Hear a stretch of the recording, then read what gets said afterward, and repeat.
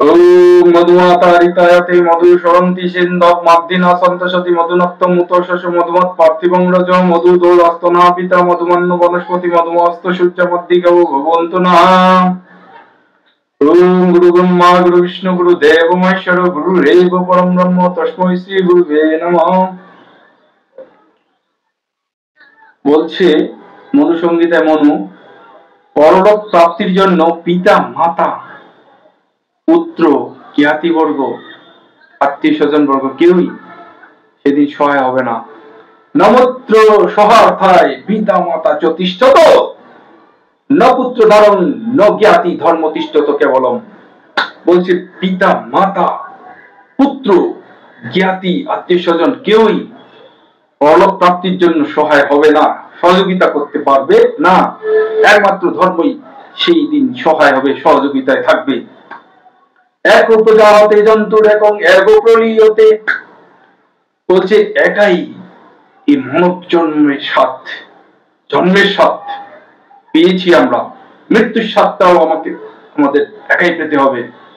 কেউ কোন বন্ধু বান্ধব সেই স্বাদ নেওয়ার জন্য আমাদের সাথে থাকবে না। মিতং শরীরং মস্যিজ্য কাষ্ঠদষ্ট সমঙ্কৃত বিমুখা বন্ধবাদান্তি ধর্মস্থ মনুগস্যতি। বলছে যে মৃত শরীর রেখে আত্মীয় স্বজন বন্ধু বান্ধব পরিবার বর্গ সকলেই মৃতপিণ্ডকে রেখে মুখ ফিরিয়ে চলে আসবে সেই শেষের দিনে। তো বলছে তস্মাৎ ধর্ম সহায় নিত্য সঞ্চয়চ্ছন্নই ধর্মেন হি সহায়েন তমস্তরিত দুস্তরম। তস্মাৎ ধর্ম সহায় মানে ধর্মই সহায় নিত্য সঞ্চয়চ্ছন্নই, মানে একটু একটু করে সঞ্চয় করতে হয় ধর্ম। বলছে সে কারণেই শেষের দিনে জন্য পরলোক প্রাপ্তির জন্য অল্প অল্প একটু করে হলেও ধর্ম সঞ্চয় করতে হয়, তাছাড়া কেউই সাথে যায় না শেষের দিনে। এক রাজার চারিখানা স্ত্রী, প্রথম স্ত্রী ভোগী, দ্বিতীয় স্ত্রী সুন্দরী, তৃতীয় স্ত্রী বুদ্ধিমতী, চতুর্থ স্ত্রী অবহেলিত। রাজা প্রথম স্ত্রী কে সব সময় ভালোবাসতেন। প্রথম স্ত্রী বলে কথা, সে কিন্তু ভোগী ছিলেন, মানে চায় খালি এই চায় ওই চায়, মানে সবকিছু নেওয়ার ধান্দায় থাকে। স্বর্ণ অলংকার জিনিসপত্র আসবাবপত্র সবকিছু চায়। রাজা দিয়েও থাকেন, প্রথম স্ত্রী বলে কথা ভালোবাসেন। দ্বিতীয় স্ত্রী আবার সুন্দরী, রাজা সবসময় তাকে নিয়ে বিভিন্ন স্থানে ঘোরাফেরা করেন। তৃতীয় স্ত্রী বুদ্ধিমতী, রাজাকে সবসময় বুদ্ধি দিয়ে পরিচালিত করেন। এবং চতুর্থ স্ত্রী রাজার অবহেলিত, বাড়ির এক জায়গায়, দূরে বাড়ির মানে দূরের এক কক্ষে থাকে, ওই সেই রানী তাকে রাজা খোঁজ খবরও নেয় না, তার সাথে এরকম দেখা সাক্ষাৎ করে না। তো হঠাৎ একদিন রাজার অসুস্থ, মৃত্যু ঘনিয়ে এসেছে। বৈদ্য তাকে বলছেন যে 1 ঘন্টা সময়ের মধ্যেই আপনার মৃত্যু হতে পারে, আপনি কার সঙ্গে কি দেখা সাক্ষাৎ করে নিতে পারেন আপনার রানী বা পুত্র স্বজনদের সঙ্গে। তো রাজা তাই একে একে 4 রানীকে ডেকে পাঠালেন তাদের সঙ্গে শেষ দেখা করার জন্য। তো রাজা বললেন প্রথম স্ত্রীকে ডেকে যে আমার তো মৃত্যুর আর কিছু সময় বাকি আছে, অন্তিম মুহূর্ত, তো আমি চাই আমার এই শেষের সময় তুমি আমার সাথে যাবে। তো প্রথম স্ত্রী বললেন আমি আপনার সাথে যেতে পারবো না। এবার দ্বিতীয় স্ত্রীকে ডাকলেন।